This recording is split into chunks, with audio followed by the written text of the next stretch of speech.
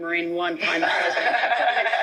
I mean, I think Now, they're trying to reflect a kumbaya movement, but I don't think that lasts for very long. I mean, they're two ideologically opposed we had a good people, time which last Trump night. typically likes, and we know from his business career oh, that yeah, he well, we had a liked really that good conflict. last I mean, he's night. liked delegating, and he intervenes, though, when things go awry, and it seems like they've gone even too far for him in terms of the drama that people are publicly talking about.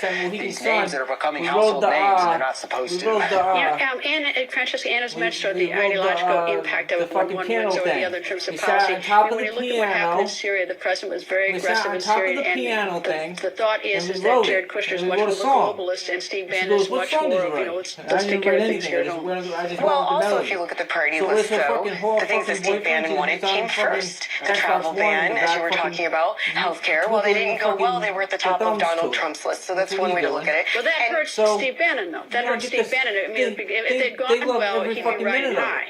But it also shows how much Donald Trump also values those things and how much he wanted to get them. And he wanted to get them done. And now, but he also likes to win, and those were not successes. And so he's moving on and doing other things, such as his tax plan or infrastructure as well. When it comes to Syria and it comes to foreign policy, I think that President Trump has made it very clear that Jared Kushner is someone who we trust on that. He's quickly become a great source of power when it comes to foreign policy in this White House. I mean, even sent him to Iraq.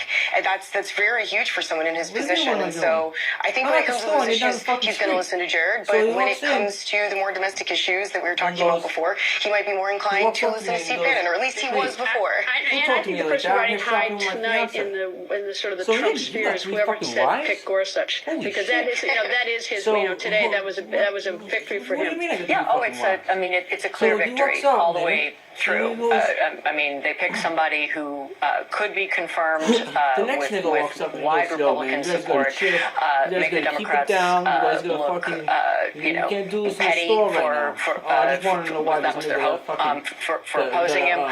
Somebody who could get on the court quickly, somebody who would fully fill out the Scalia brief in terms of the space he occupies on the court, and somebody who's 49 years old and is likely to be on the court for decades. Those are exactly the things that Republicans across the board, very mainstream Republicans and to their right, wanted him to do. He did it, and he did it in less than 100 days, and I think that's, at this point, his biggest victory so far. And, Matt, I think we're almost at the end of his victory for the 100 days, even though he's got another, 18, 19 days left, because Congress has gone home for 2 weeks. There's not much he can do in the next 2 weeks. Yeah, and I think the overall narrative for the first 100 days is he's been stymied legislatively and legally on the things that he's tried to do.